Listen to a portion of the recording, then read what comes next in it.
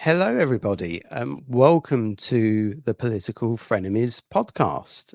My name is Chris Newton, and I've also got Matthew Hulbert here.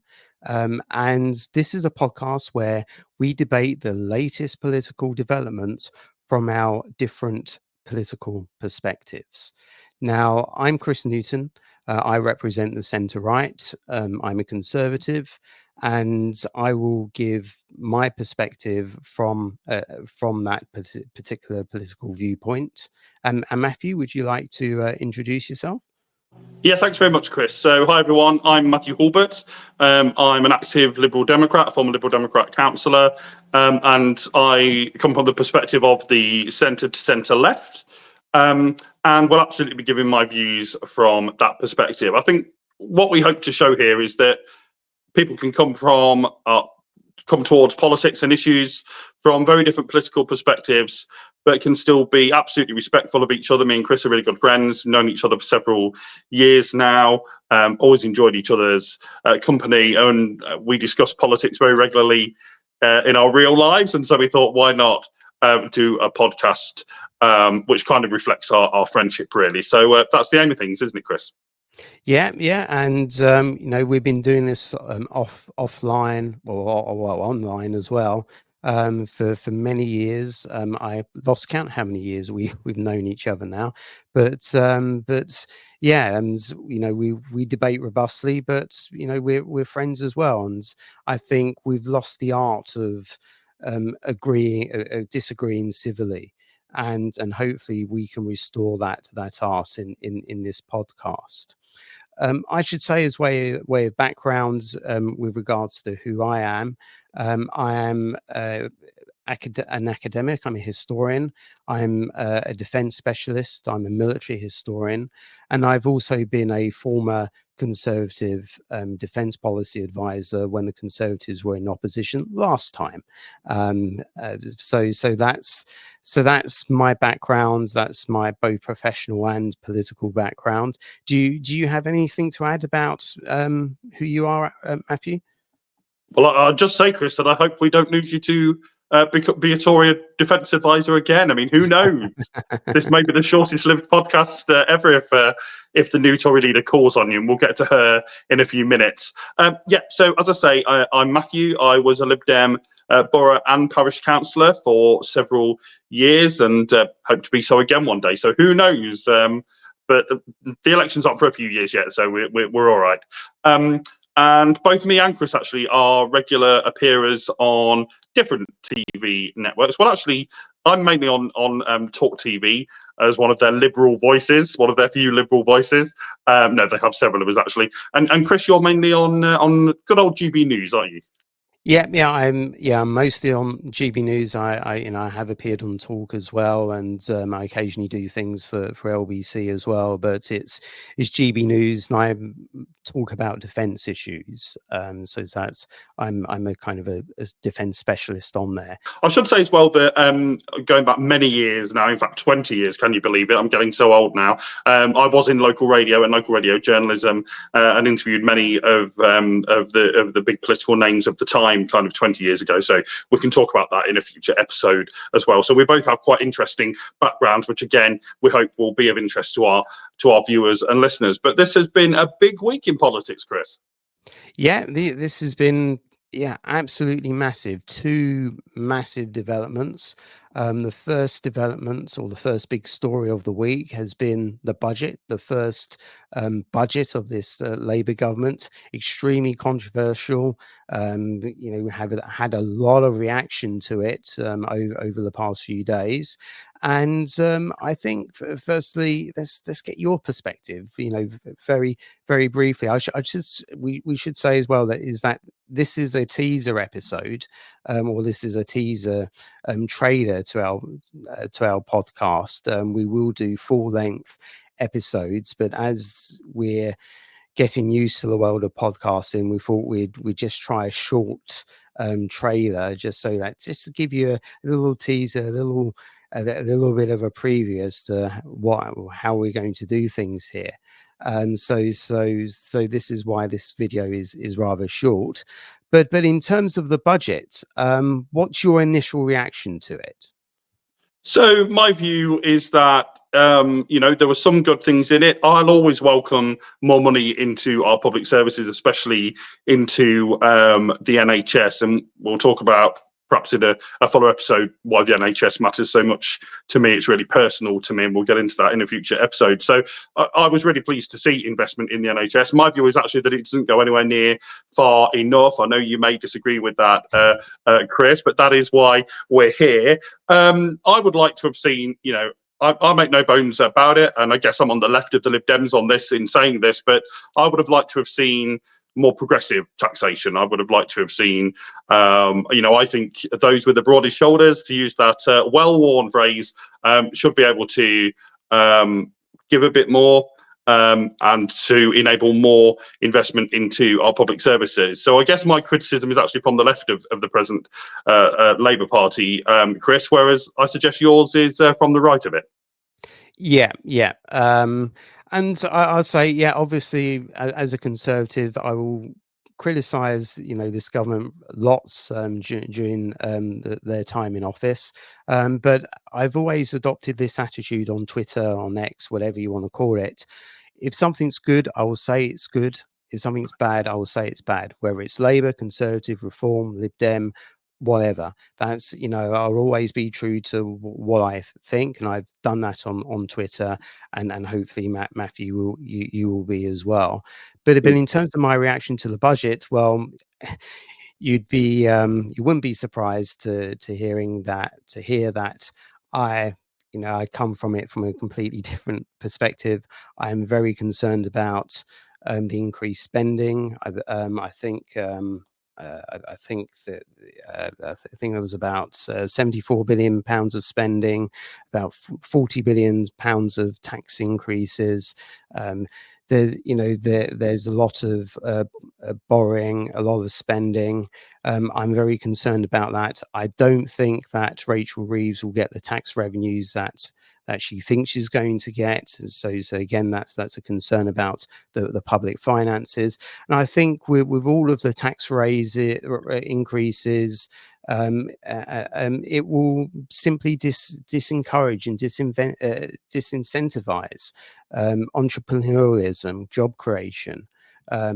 People, we've seen lots of examples in the news over the past few days of business owners saying that I can't afford the tax increases. We're going to lay people off, or we're going to have to shut our business down. That the impacts on farming. So I'm concerned about kind of the private side of the economy, how much of an impact that will have. And also, if you look at the OBR forecast as well, the growth forecast, we're taking all of these risks, but for very little growth, for continued growth rates that we've seen. So essentially, Labour is putting on steroids an economic model that we've had, I would say, over the past 20 or 30 years that hasn't worked. And the definition of madness, doing the same thing time and time again and expecting a different result. I think the government is doing this again and not thinking outside the box and trying new things. So Matthew, yeah. Yeah, and we're not going to spend too long on this because this is just a preview. We'll give our fuller comments next week. But are you any clearer, Chris, on who working people are? Who are working people? No. This phrase of Keir Starmer and the whole government's. Do you think they've set out? Do you think they want to even have a definition of who they claim to be representing when they say working people? No, I just think I think what they mean by working people is people who work in the public sector, people who go out and have a weekly wage in the public sector, because from the budget, you had lots of pay increase. This was before the budget. You had lots of announces of pay increases for public sector workers, and all of the pain seems to be put on the private sector, regardless of how much people earn. And of course, the employer's national insurance increase, they're going to pass it on to the wages of their employees and ultimately their customers. So so essentially this budget, they've broken their promise with regards to not affecting working people. This directly affects working people. And I'll tell you something else. Yeah. So I'll tell you something else, Chris, that directly affects working people. And, I'll confess, it directly affects me. I don't drive. I use the bus to get to work every day. I use buses, every day I leave my little flat here. And, how much that cost is going to go up 50% under Labour. And for me, that is a direct hit on working people. So to me, it seems that even on their own terms of who they say they're fighting for, they don't appear to be being consistent in the policies that they put forward, the decisions that they've taken in this budget. No, for a rare moment of disagreement. If you can hear banging in the background, it's not exactly bonfire night, but it's the Saturday before fireworks night, and there's fireworks going off. So apologies if you can hear the banging in the background. Sorry. So I think that may be a good little teaser and taster for our views of the budget. But I think we'll definitely be getting into more of that in the weeks to come. I mean, ultimately we'll be talking about the budget, I think, probably for a long time to come. The other big thing happened on the very day that we're recording this on Saturday, and that was the announcement of the new Conservative leadership. So obviously you're the Tory on this panel, Chris. What are your thoughts about the election of Kemi Badenoch? I mean, I've in terms of where I sit on the Conservative Party or on the Conservative spectrum, I would position myself more on the right than the left of the party. So I was pretty pleased with the final two, with both Kemi and Robert Jenrick as well. So I either one of those would have been. I would have been satisfied with. I think I lent more towards Kemi Badenoch. I think out of the two of them, I think she has more star power. She has more of that X factor, I think. So I think ultimately the members made the right decision. Although I think Jenrick ran a very good campaign, a very energetic campaign, and he's really created himself as a force in the party now. So I think Robert Jenrick shouldn't have anything to be ashamed about. He ran a very good campaign. But in terms of Badenoch, very very quickly, I think. Yes, I mean she didn't announce many policies or hardly any policies, and that was strategic, and I can understand those reasons. And I hope going forwards that she made kind of the right diagnosis with regards to. I think the Conservative times in government, they didn't do enough to challenge kind of the consensus and to challenge kind of things that ultimately didn't work in government and didn't develop new ideas and fresh thinking. And I hope Badenoch will develop a fresh, new, bold and ultimately comprehensive Conservative agenda, because the Conservatives need to talk about all of the issues, not just certain pet issues that they feel strong about.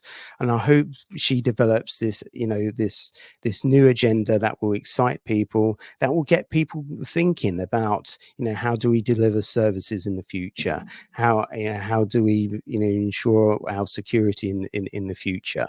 So ultimately. And I don't see why there are lots of people saying on Twitter that she's not going to last a full term. I don't see how you can say that straight away. She obviously needs to prove herself, and she needs to prove it now that she's going to lay out a vision and she's going to inspire people. And we'll see, and we'll see if she can do that. I think she has potential, but let's see. Let's not rush to judgment about things. Now, I don't think you particularly care as much as I do about this, but obviously you have an opinion on this. What do you think?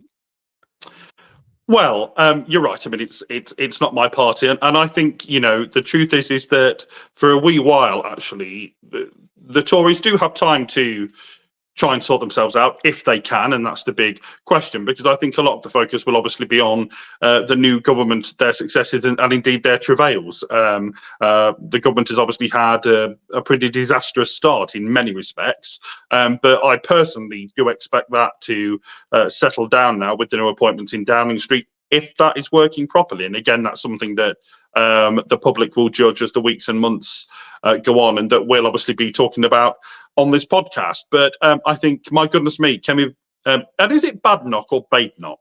Badenoch, and Badenoch, and she's very insistent on that as well. So okay, so we better get it right. Yeah, we absolutely better get it right. So Kemi Badenoch, I think she has a massive task on her hands as the new Tory leader, because whilst yes, this government may not have had a great start, the fact is that they'll still, I think, be the favourites to win the next election, and who knows what position they may be in a few years' time. They may be in a much better position, Labour, in a few years' time. And so I think Kemi Badenoch absolutely has a task in front of her, a task probably larger than William Hague had in 1997. Now, I guess the question is, will she be, the William Hague, or will she be the David Cameron? And that is the really big question. I've seen some people on, I still call it Twitter, on Twitter today, some Labour people saying that, this is the greatest gift to them, and this is the day they've won the next election. I will say this: never underestimate the Tory party. One of the reasons the Tory party has been one of the most, they like to always say, the most successful political party in the West ever. I think there's a case for that also being the Canadian Liberals, but we can debate that in future. But certainly one of the most successful political parties that the world has ever seen is because they know how to win, and they know how to retain power when they do win. So never count out the Conservatives. It's always a mistake to do so. But I also think that Kemi Badenoch needs to realise that, my view of her in the past is that she's been very preoccupied with what I call culture war issues. That may play online, that may play to the Tory base, but actually most people who aren't obsessed with politics every day really do care about the bread and butter issues of whether their hospital works, and whether their school is giving good education to their kids, and whether there's police on the streets, and all of those issues. So my own view is, not for me to give advice to the Tories, certainly not, but if I was Tory leader, I'd be focusing on those bread and butter issues the vast majority of the time. And so we'll see if she does that. I think it's interesting from a Lib Dem perspective, because I can tell you there's lots of talk in the Lib Dems about whether with one or two big leaps in the next couple of elections, we may find ourselves as the official opposition. And actually, once upon a time, that would have been kind of laughed out of court. But actually, now we have 72 seats, and we're nearer the Tories than a lot of people recognise in terms of their numbers. And so I think it is theoretically possible, at least, that the Lib Dems could become the official opposition. And now there's lots of talk within the Lib Dems about were that to happen, were that eventuality to happen, we'd stay on the centre left, as I would certainly want us to be, or whether actually we'd become a kind of FDP, a German FDP style economic liberal party, as kind of the main centre right opposition to Labour. So I mean, this throws up lots of different possibilities in terms of the future of British politics, and we'll be getting into that in this podcast in the coming weeks. Well, I think we've given people a good taster, don't you, Chris, in this first episode? Not in this first episode. There you go, yourself. Caught myself there. In this taster to our first episode, and we'll have a full episode of somewhere approaching 45 minutes to an hour next week. Yeah. I think we've given. I think we're giving a good kind of a preview, a good summary of kind of where we come from politically and what we think of in terms of the big issues of the day. And obviously next week is going to be an extremely historic week in terms of, not in terms of not just British politics, but also world politics as well. You've got first week of the new Tory leader, and you've got the US presidential election as well. So we've got lots to discuss about, and I also think next weekend it's going to be a Remembrance weekend as well, Remembrance Sunday.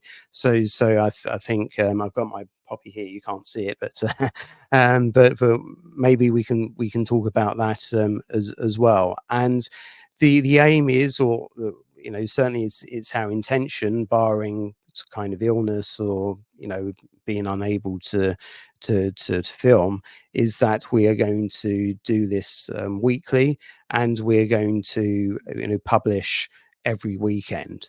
We will set out in future more specifics in relation to our schedule, but that is the intention. And people should be able to find us everywhere, shouldn't they, Chris? Both on audio podcast platforms, obviously, but also if they want to see us in vision, both of our faces, they'll be able to find us on YouTube and on clips and all the socials too. Yeah. So YouTube. We'll put up clips on Twitter, but also the big podcasting platforms as well, Spotify, Apple, and so forth. So that's the idea. Great. Okay. Right. So we've made it. We've managed. Yeah. We've survived without any technical issues or anything like that. But I hope you enjoyed this little taster, and hope you check us out. You keep you follow us on Twitter, Frenemies, at Frenemies, that is. And keep an eye on what we're doing, and next week we will release our first episode. See you then. Okay, goodbye.